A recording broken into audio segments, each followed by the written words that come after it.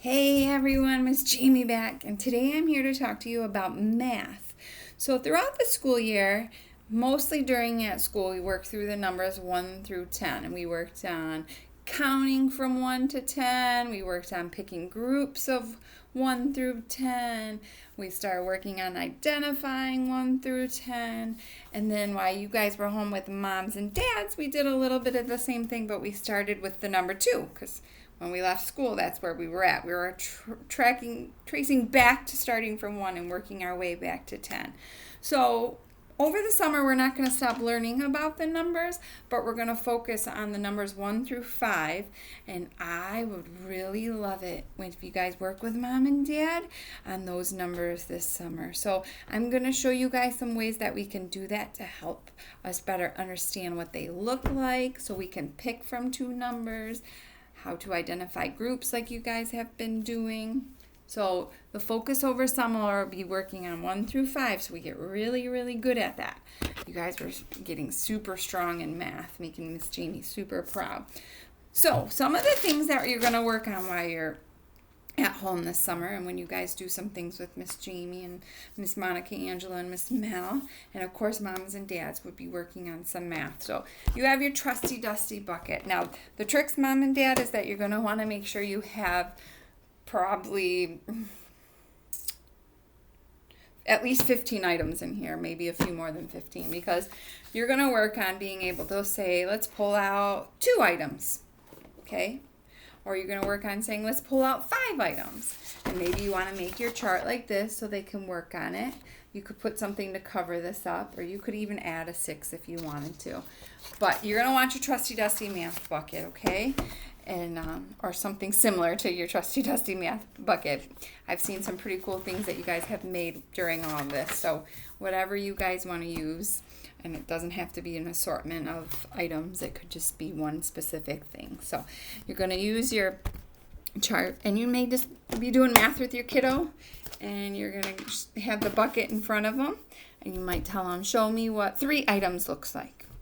And you want them to, 1, 2, 3.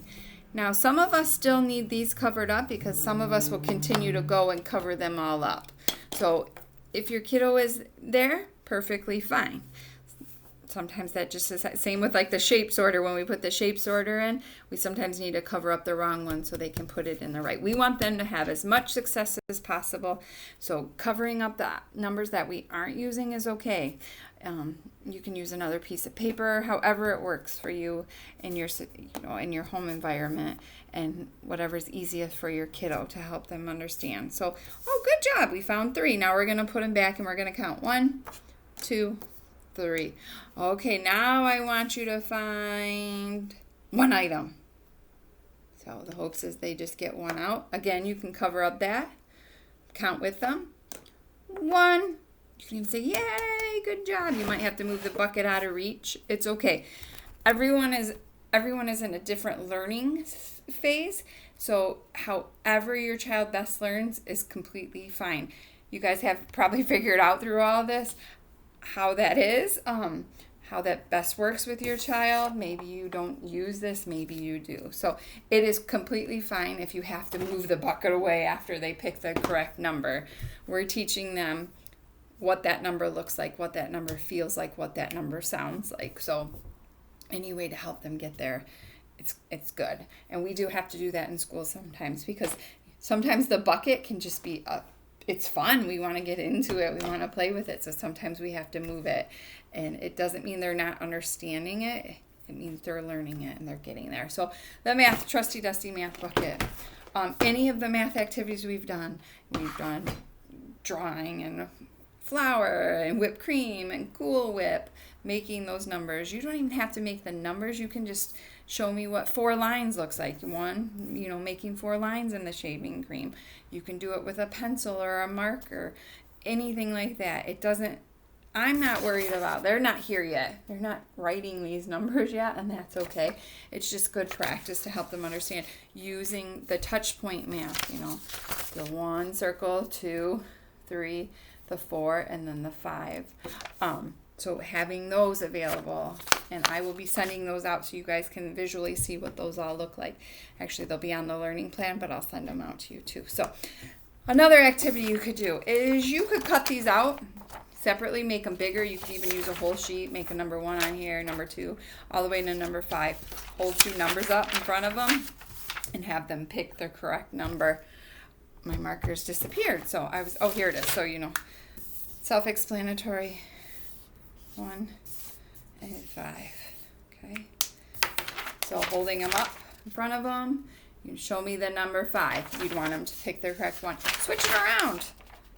I know sometimes some of us only like to use our right hand, and we are only reaching with our right hand.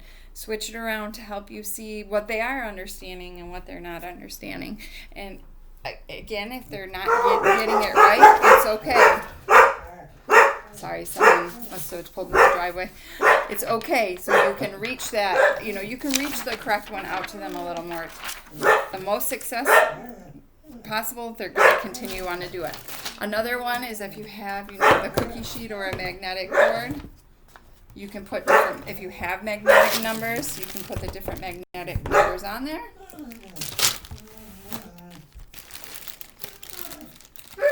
And, with the numbers that we used, number 1, number 4. And you show me where the number 4 is, and you want to reach and grab, okay? You can work on counting things, you can work on stamping, you can work on gluing different amounts, all sorts of things you can do. But those are the things that we were working on in school and working on through all of this. You can hide the numbers around the house and have a search for the correct numbers. You can go on a scavenger hunt and find 5 sticks. 5 to 5 butterflies, using that language in there too. So all different activities you can do for math. See you later.